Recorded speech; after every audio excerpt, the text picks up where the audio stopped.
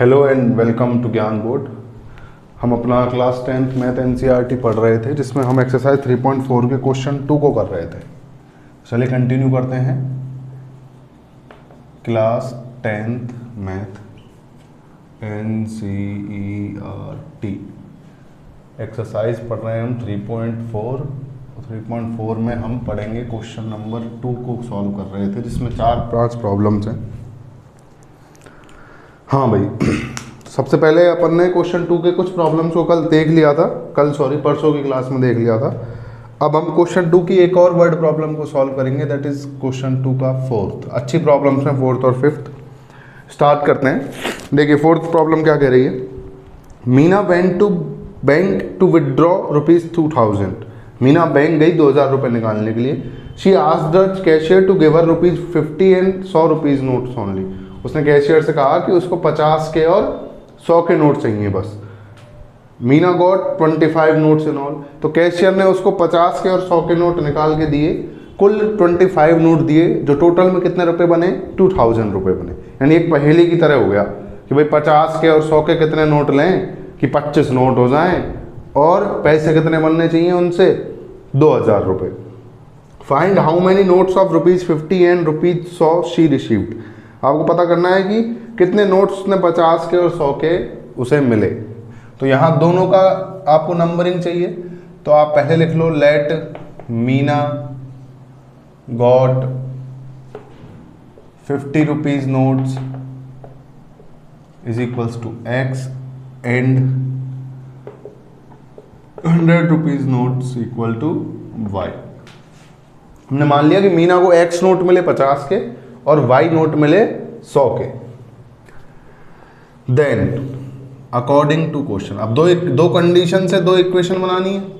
तो अब यहाँ कंडीशन देखो, एक तो ये है कि नोटों का टोटल पैसों का कितना है? 2000 रुपये, एक कंडीशन। दूसरी आपको कुछ समझनी है कि 25 नोट कुल मिले हैं। देखो एक नोट में दो बातें हैं। एक, जैसे ये 10 रुपये का मैंने नोट बना दिया, सपोज ये 10 रुपये का नोट है, तो इस नोट का वैल्यू है 10 रुपीज़, 10 रुपये हैं ये। और अगर नंबर ऑफ नोट की बात करूं, कितने नोट है, तो ये एक नोट है। तो ऐसे यहां आपसे कह रहा है कि कुल नोट गिनने में तो कितने थे? 25 की। एक नोट, दो नोट, ऐसे कुछ 50 के नोट होंगे, कुछ 100 के नोट होंगे। तो वो नोट गिने तो 25 थे, लेकिन अगर उनकी वैल्यू कैलकुलेट करेंगे तो कितनी आएगी? वैल्यू 2000 आएगी।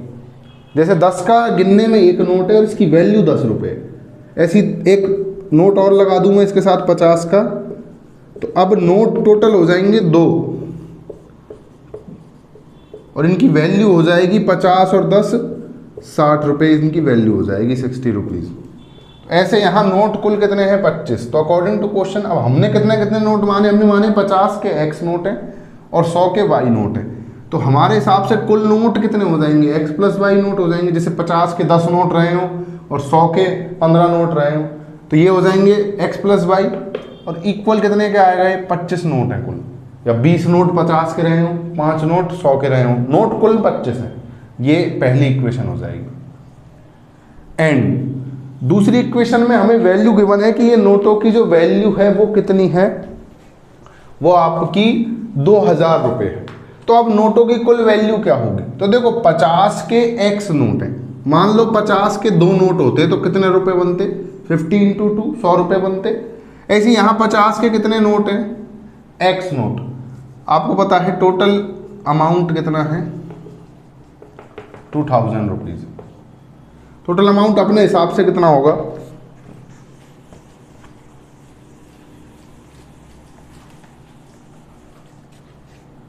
₹50 के एक्स नोट हैं तो 50 × x रुपये, तो 50 के बन जाएंगे वैल्यू रुपीज़ की।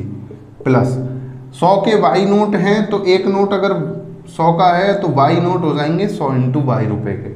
ये कुल रुपए बनेंगे, जो कितने के बराबर आएंगे? 2000 के बराबर। यानी कि 50x plus 100y equal to 2000। ये दूसरी इक्वेशन आएगी। इसमें 50 आप कॉमन ले सकते हैं। 50 कॉमन लेंगे तो यहाँ आ जाएगा x प्लस यहाँ रह जाएगा 2y इक्वल टू, यहाँ बचेगा आपका, ऐसे यहाँ लिख सकते हैं अपन 50 × 40। 15 to 40 करेंगे तो 2000 आ जाएगा। ये 50 और ये 50 कैंसिल हो जाएगा, तो आपके पास इक्वेशन रह जाएगी x plus 2y equal to 40। ये इक्वेशन आपकी सेकंड हो गई। ये पहली इक्वेशन है x plus Y equal to 25 और ये सेकंड इक्वेशन है x plus 2y equal to 40। दोनों इक्वेशंस को एलिमिनेशन से सॉल्व कर लीजिए, इजी इक्वेशन है। इसमें से इसको माइनस कर दो, x से x कट जाएगा, y इक्वल 15 आ जाएगा। y को यहाँ पुट कर देना 15, x आपका 10 आ जाएगा। यानी 50 के 10 नोट आएंगे और 100 के 15 नोट आएंगे। 50 के 10 नोट 500 रुपये बन जाएंगे, 100 के 15 नोट 1500 रुपये बन जाएंगे, 500 और 1500 कुल 2000 रुपये हो जाएंगे। इसको आप खुद करके करना, आगे नहीं हो तो कमेंट में बता देना, सॉल्यूशन बता देंगे। ये हो गया क्वेश्चन 2 का फोर्थ क्वेश्चन। उसके बाद हम चलेंगे क्वेश्चन 2 के फिफ्थ क्वेश्चन पर, क्वेश्चन नंबर 5।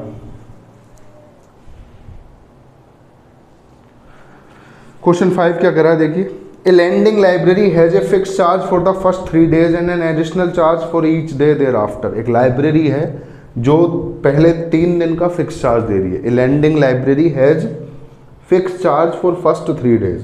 उससे आप कुछ भी बुक परचेज लैंड करके लाते हैं, इन एडिशनल चार्ज है 3 दिन के बाद, 3 दिन का तो फिक्स चार्ज है, उसके बाद हर दिन का चार्ज लगेगा। Sarita paid ₹27 for a book kept for 7 days।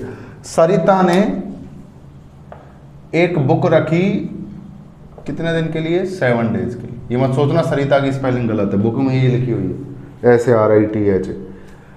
7 days के लिए बुक रखी और कितने रुपए पे करे उसने? 27 रुपीज पे करे।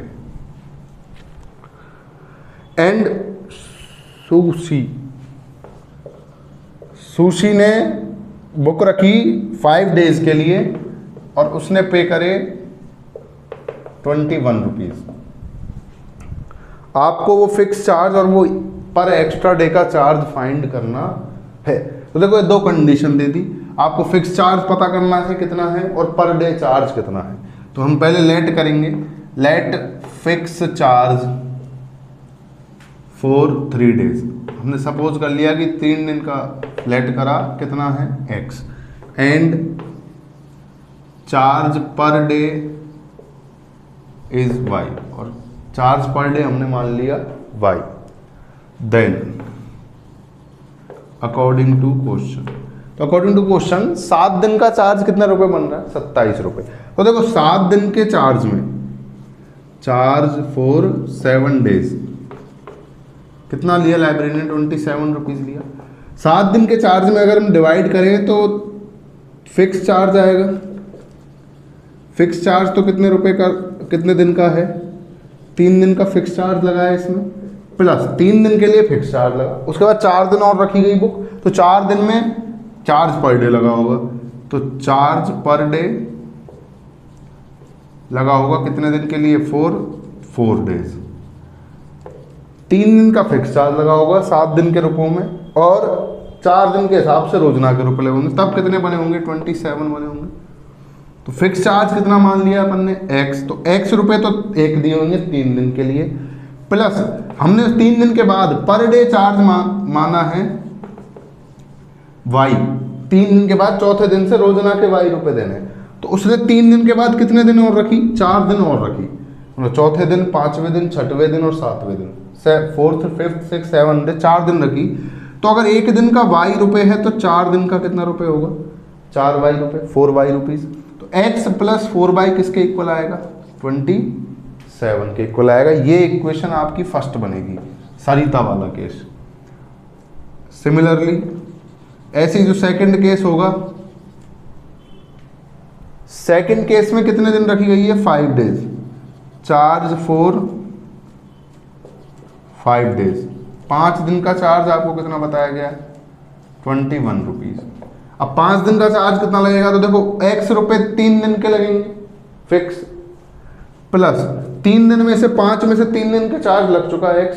अब 2 दिन का चार्ज पर डे लगेगा, 3 दिन के बाद लगता है पर डे वाला चार्ज। तो 2 दिन का पर डे y है तो 2y रुपए लग जाएगा। x प्लस 2y रुपीज किसके इक्वल आएगा? 21 के। ये इक्वेशन 2। एक इक्वेशन ये हो गई और एक इक्वेशन ये हो गई। इन दोनों को आप सॉल्व कर देंगे, आपके एक्स और वाई के आंसर आ जाएंगे, तो फिक्स चार्ज आ जाएगा और चार्ज पर डे आ जाएगा। एलिमिनेशन से ये भी सीधे सॉल्व हो जाएंगी, किसी में से किसी को, फर्स्ट में से सेकंड को माइनस कर देना, सीधे सीधे आंसर आ जाएगा। इस तरह आपका एलिमिनेशन मेथड के क्वेश्चन कंप्लीट हो जाते हैं। अब अपन चलेंगे 3.5 एक्सरसाइज में, जिसमें हम क्रॉस मल्टीप्लिकेशन मेथड के बारे में पढ़ेंगे।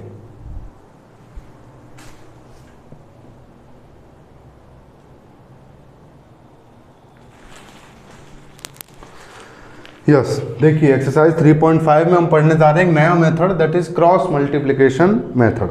हमने सब्स्टिट्यूशन पढ़ लिया, एलिमिनेशन पढ़ लिया है, अब हम थर्ड मेथड पढ़ेंगे, that is cross multiplication. Question क्या कह रहा है, देखिए सीधे क्वेश्चन से समझेंगे इसको। विच ऑफ द फॉलोइंग, 3.5 का first question, which of the following pair of linear equation has unique solution, no solution और infinite many solution. In case there is a unique solution, find it by using cross multiplication method. कह रहा है कि किस नीचे आपको 3.5 के first question में इक्वेशन गिवन है, चार पेयर गिवन है, आपको पता करना है पहले तो किसका नो सॉल्यूशन है, किसका यूनिक है और किसका इनफाइनाइट है। और जिस केस में यूनिक हो उसको फिर फाइंड भी करना है, कौन से मेथड से, क्रॉस मल्टीप्लिकेशन मेथड से। सबसे पहले तो अपन वो अपने रूल्स हैं जो तीनों A1 A2 और B1 B2 और C1 C2 के कंपैरिजन के रेशो के, उससे हम चेक करेंगे कि नो सॉल्यूशन है, यूनिक सॉल्यूशन है या इनफाइनाइट सॉल्यूशन है। तो फर्स्ट क्वेश्चन कर रहे हैं अपन 3.5 का, क्वेश्चन फर्स्ट का फर्स्ट 3.5 एक्सरसाइज का 3.5 एक्सरसाइज क्वेश्चन फर्स्ट का फर्स्ट में आपको पेयर गिवन है x minus 3y minus 3 equal to 0 and 3x minus 9y minus 2 equal to 0। सबसे पहले अपन को ये देखना है कि क्या इनका सॉल्यूशन है या नहीं है। तो देखिए हम सबसे पहले कैसे देखते हैं, A1 A2 B1 B2 C1 C2 की वैल्यूज niकालते हैं। तो आप कैसे लिखोगे, इसको इक्वेशन 1 डाल दो, इसको इक्वेशन 2 डाल दो। ऑन कंपेयरिंग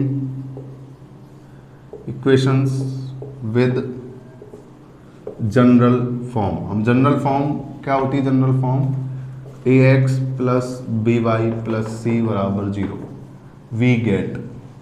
जनरल फॉर्म से कंपेयर करने पर हमें क्या मिलेगा।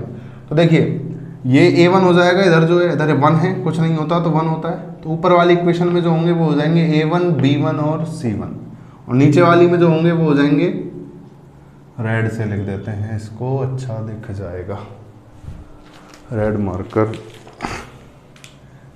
A1 B1 और C1, ये A2 B2 और C2, ये आपकी वैल्यूज होंगी। तो A1 की वैल्यू कितनी है, तो A1 की वैल्यू यहाँ 1 है, कुछ नहीं है तो 1। B1 की वैल्यू कितनी है, -3 है, ये माइनस के साथ चलता है कोफिशिएंट। C1 की वैल्यू कितनी है, -3। एंड A2 की वैल्यू कितनी है, A2 की वैल्यू है 3। B2 की वैल्यू कितनी है, B2 की वैल्यू है -9 और C2 की वैल्यू है -2। ये आपकी वैल्यूज हो गई। अब आप नाउ क्या निकालोगे, A1 upon A2, A1 upon A2 कितना आएगा, देखिए A1 इज 1 और A2 इज 3, 1/3। और क्या निकालोगे, B1 अपॉन B2, B1 कितना है -3 अपॉन B2 कितना है -9। इसको सॉल्व करोगे, माइनस से माइनस कैंसिल हो जाएगा, 3 1 जा 3 और 3 3 जा 9। आप यहाँ देख रहे हो कि A1 अपॉन A2 और B1 अपॉन B2 क्या आ गया, इक्वल आ गया। तो आप क्या भी निकालोगे, फिर C1 अपॉन C2 भी निकालोगे। C1 is -3, C2 is -2, minus से माइनस कैंसिल हो जाएगा, C1 अपॉन C2 आया 3/2। अब आप देख रहे हो कि A1 अपॉन A2 और B1 अपॉन B2 तो इक्वल आए हैं, लेकिन C1 अपॉन C2 इक्वल नहीं आया। हेयर तो क्या केस बना आपका, A1 upon A2 equal B1 upon B2, but not equal किसके है, C1 अपॉन C2 के। ये कंडीशन किसके लिए होती है, आप अगर रिकॉल करेंगे तो ये कंडीशन नो सॉल्यूशन वाले केस के लिए होती है। So given pair of equations has no solution, इनका तो कोई क्या ही नहीं आया, सॉल्यूशन ही नहीं आया। अब हम कैसे सीखेंगे क्रॉस मल्टीप्लिकेशन मेथड। कोई बात नहीं, अगले क्वेश्चन में आएगा, पर ओवरऑल आपको ये भी आना चाहिए। अब ये नहीं कि नो सॉल्यूशन में भी आप करने बैठ जाओ, जब सॉल्यूशन ही नो है तो उसका आंसर निकलेगा ही नहीं। उसने खुद ने भी दिया है कि सिर्फ वो सॉल्व करने हैं जो कौन से हों, यूनिक सॉल्यूशन वाले हों। तो फिर भी आप पुरानी चीज़ों को नहीं भूलना, ये नहीं कि नया सीखते जा रहे हैं और पिछला गायब होता जा रहा है। रिपीट मोड पे चलते रहना है। मैथ हमेशा प्रैक्टिस चलती रहती है, मैथ में रिपीटेशन चलता रहता है। मैथ ही क्या, किसी भी चीज़ में अगर आप रिपीटेशन नहीं करोगे, लगातार प्रैक्टिस नहीं करोगे, तो वो चीज़ गायब हो जाएगी, चाहे आप उस चीज़ में कितने ही बड़े धुरंधर रहे हो। तो ये क्वेश्चन तो अब सॉल्यूशन वाला नहीं था, हम इसका सेकंड पार्ट, फर्स्ट का सेकंड देख लेते हैं, वो शायद सॉल्यूशन वाला है।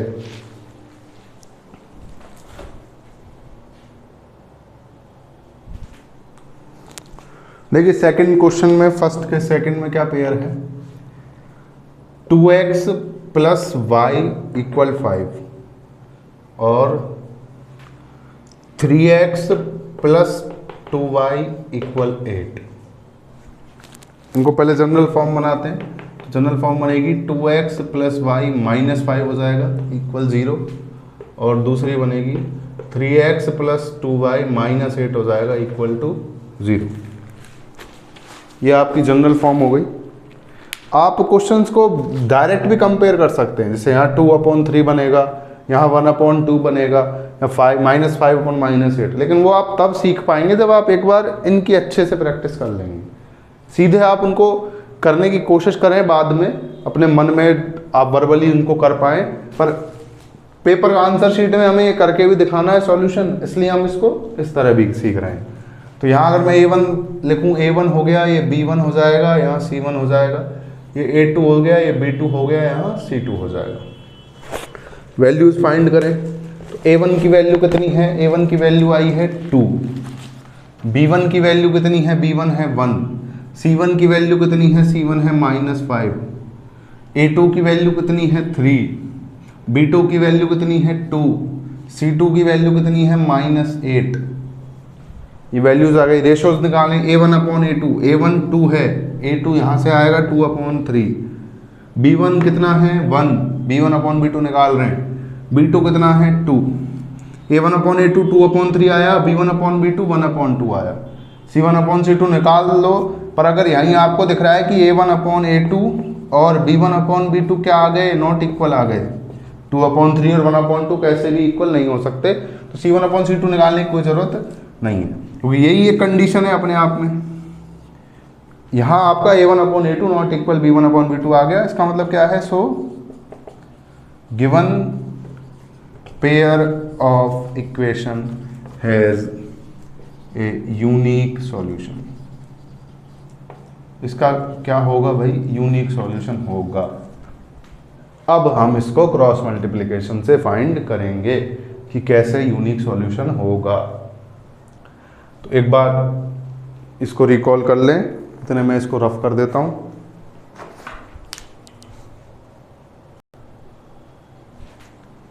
देखिए ये आपकी इक्वेशन हो गई।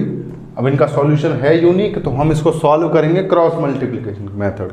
क्रॉस मल्टीप्लिकेशन से इतना समझ आ रहा है कि इसमें हम क्रॉस मल्टीप्लाई करने वाले हैं, तो कैसे करेंगे। तो देखो मैं आपको कुछ बहुत इंटरेस्टिंग सा इसका तरीका बताऊंगा। इंटरेस्टिंग क्या, बस ये है कि इसका एक फॉर्मूला है बड़ा सारा, उसको याद करने के बजाय हम डायरेक्ट इक्वेशन से इसको करेंगे। बस आपको क्या करना है, जो दो इक्वेशन लिखी हुई है, एक ये रही और एक ये रही, तो एक दूसरे के नीचे लिख लो उनको। ये है 3x प्लस 2y माइनस 8, ये आपकी पहली वाली लिखी हुई है इधर, ये इक्वेशन पहली वाली, ऊपर से हमने इसको चेंज कर लिया था बस। ये दूसरी इक्वेशन है, इसको यहाँ लिख लेते हैं 3x प्लस 2y माइनस 8, इसको भी थोड़ा -8 इक्वल टू 0। ये आपकी ये इक्वेशन हो गई। ये दोनों इक्वेशन हमने यहाँ लिख ली एक दूसरे के नीचे, ऊपर वाली दोनों इक्वेशन हमने यहाँ लिख दी। अब आपको क्या करना है क्रॉस मल्टीप्लिकेशन अप्लाई करने के लिए, solution using cross multiplication method.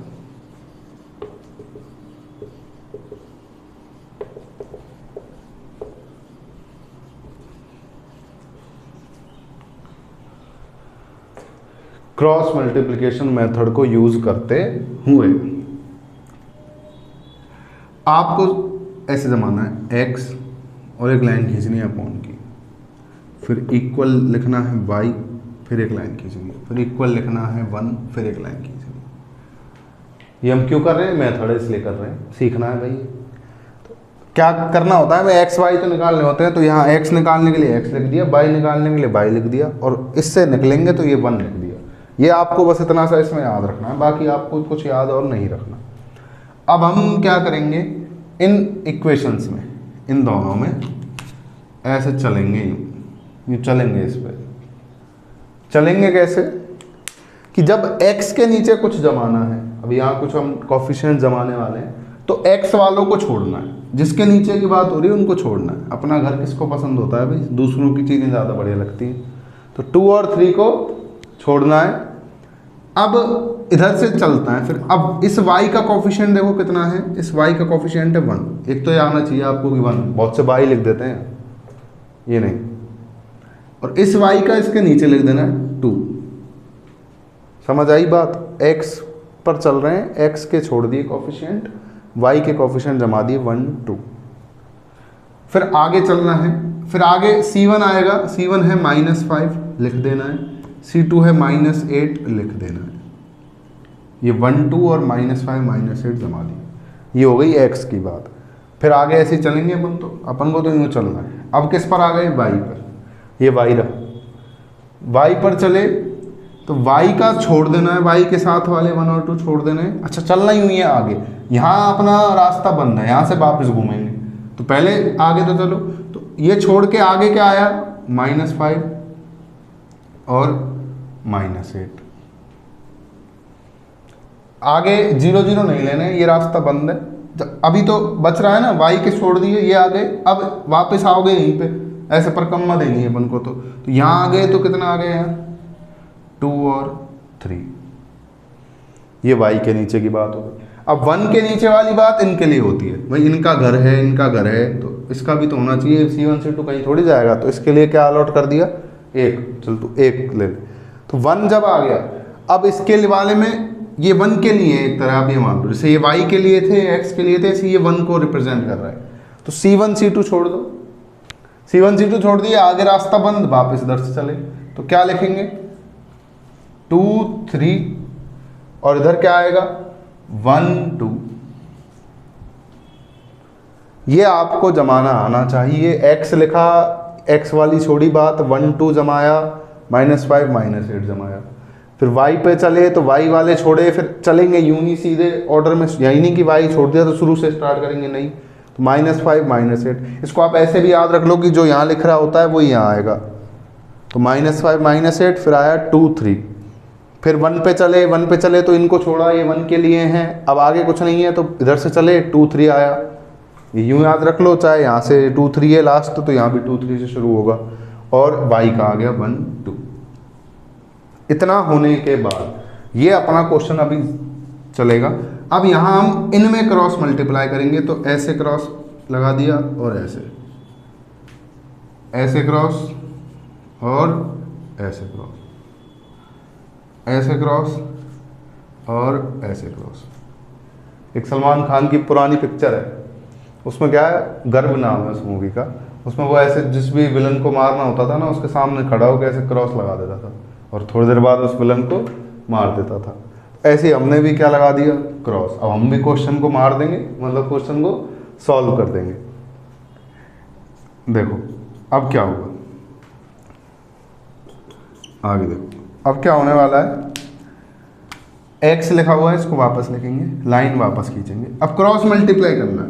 अब या तो इसको पहले लिख लो मल्टीप्लाई को, और इसको बाद में लिख लो, चाहे इसको पहले लिख लो और इसको बाद में लिख लो, जिसमें भी आपका दिमाग, आपकी आत्मा खुश रहे कि भाई ये पहले लिखेंगे, ये कि सर हम तो ये पहले लिखेंगे और ये बाद में लिखेंगे। आप ऐसे कर लो, बस ये ध्यान रखना है कि जैसा इसमें लिखा है वैसा ही इसमें लिखना है और वैसा ही इसमें।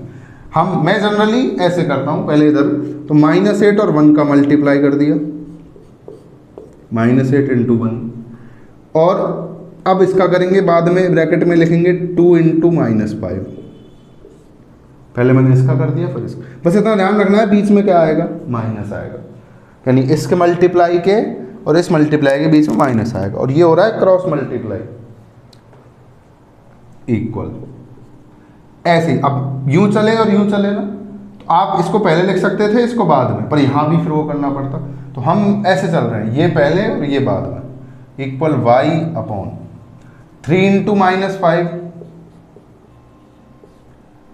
और -8 और 2 है, तो माइनस का sign, -8 into 2 equal 1 upon 2 into 2 -3 into 1। इसलिए इसका नाम है क्रॉस मल्टीप्लिकेशन मेथड, क्योंकि यहां हमने क्या करा, क्रॉस मल्टीप्लाई किया। चलो x अपॉन -8 इंटू 1 -8, ये क्वेश्चन का फॉर्मूले का माइनस, ब्रैकेट 2 इंटू -5 -10। अब देखो जब दो माइनस की लगातार आए ना, तो एक को ब्रैकेट में लिख देते हैं, equal y upon 3 into -5 -15 minus, ये भी माइनस की आएगी, ये तो पता होना चाहिए भी, माइनस इंटू प्लस माइनस की आएगी, -8 इंटू 2 -16, फिर माइनस माइनस हमने ब्रैकेट में लिख दिया, इक्वल 1 अपॉन 2 2 जा 4 -3 1 जा 3। आगे चले, ऐसे सॉल्व करते जाना है। कैलकुलेशन तो इतनी अच्छी होनी चाहिए कि पूरा बोर्ड भरा पड़ा हो कैलकुलेशन से, तो भी हम लास्ट में आंसर सही ला के देंगे। प्लस माइनस मल्टीप्लाई डिवाइड 10 तक के नंबर के 0 1 2 3 4 5 6 7 8 9 के बीच में अगर प्लस माइनस दे दिए तो कभी भी करवा लो, रात को 2 बजे जग के करवा लो, तो भी हमारे सही आने चाहिए। ऐसी हमें कैलकुलेशन अपनी करनी है। तो x upon -8 minus minus plus हो गया +10 equal y upon -15 minus minus plus हो गया 16 इक्वल 1 अपॉन 4 -3 1। यहाँ तक पहुँचना है आपको। ये स्टेप्स हैं इसको करने के। आगे देखो, अभी मैं आगे सॉल्व करेंगे। x अपॉन -8 + 10 कितना होगा, -8 + 10 प्लस का 2 होगा इक्वल y अपॉन -15 + 16 क्या होगा, +1 होगा इक्वल 1 अपॉन 1 कितना होगा, 1 होगा। आगे देखो, अब जब आप यहां तक आ जाओ, x के y के और 1 के वैल्यूज नीचे वाली सॉल्व हो जाए, तब आपको एक बार तो x और इसको साथ ले लेना है, कांस्टेंट वाली टर्म को, और एक बार y वाली टर्म और इसको साथ ले लेना है। तो एक बार आप इसको जमाओ, x upon 2 equal 1, x upon 2 equal 1 किया तो आपका x किसके इक्वल आ जाएगा, 2 के इक्वल आ जाएगा। 2 और 1 का इधर मल्टीप्लाई हो जाएगा। x अपॉन 2 इक्वल 1 है तो x कितने के इक्वल आ गया, 2 के। और दूसरी बार आप इस पेयर को जमाओ तो y अपॉन 1 इक्वल 1, तो यहाँ से y कितना आ जाएगा, 1 इंटू 1 1। ये आपके सॉल्यूशन आ चुके हैं भाई x और y के, x बराबर 2 और y बराबर 1। ये हो गया पूरा क्रॉस मल्टीप्लिकेशन मेथड। एक बार रिवाइज कर लेते हैं। सबसे पहले इक्वेशन मिलेंगी, इक्वेशन को जनरल फॉर्म में बनाना है। जनरल फॉर्म में बनाने के बाद एक इक्वेशन को दूसरी इक्वेशन के नीचे लिखना है, बस जिससे आपका दिमाग इजीली काम करे। दिमाग को आराम देना चाहिए, स्ट्रेस नहीं देना चाहिए ज़बरदस्ती का। अब यहाँ लिखनी है यूजिंग क्रॉस मल्टीप्लिकेशन मेथड, ये भाई आंसर शीट के लिए ज़रूरी है। लिखने के बाद x जमाओगे इक्वल लगाओगे, y जमाओगे इक्वल लगाओगे, 1 जमाओगे, तीनों के नीचे लाइन खींचोगे। ये काम हमें फीड करके रखना है अपने कंप्यूटर में। ये अपना कंप्यूटर है, इसमें ये तो होना ही है। अब ये यहाँ से चलेगा। जब x की बात करेंगे तो x के साथ वाले छोड़ने हैं, दूसरे वाले बैठाने हैं। 1 अपॉन 2 -5। भाई सबको अपने अच्छे नहीं लगते, x अपने को नहीं लेके चल रहा, दूसरों को बैठा के घुमा रहा है अपनी गाड़ी में, तो वही दुनिया की, तो ये भी दुनिया में ही चल रहे हैं। इक्वल y के नीचे -5 -8, अब y के साथ भी वही 1 और 2 छोड़ दिए खुद के, दूसरों के, तो 1 और 2 छोड़ने, आगे -5 अपॉन -8 और इधर का 2 और 3, आपको ऐसे चलते आना है। फिर इक्वल, फिर 1 की बात हो तो कांस्टेंट वाला छोड़ देना है, आगे रास्ता बंद है, पीछे से चलना है तो 2 3 और 1 2। ये जमाने के बाद क्रॉस मल्टीप्लाई करना है, क्रॉस मल्टीप्लाई करके बीच में माइनस साइन लगाना है। जिस तरह एक तरफ करो, जौन सा पेयर पहले लिखो और जौन सा बाद में, वही काम आगे तीनों में करना है। इनको सॉल्व करना है प्रॉपर, इनको सॉल्व करके ऐसे प्लस माइनस आएंगे, उनको सॉल्व करके यहाँ तक पहुँचना है। देन आपको ये फ्रैक्शन बनानी है, लास्ट में जाके फाइनल आंसर आएगा, एक एक डिजिट आ जाएगी। हो सकता था यहाँ भी कुछ आती, उसको सॉल्व करते पर नहीं आई।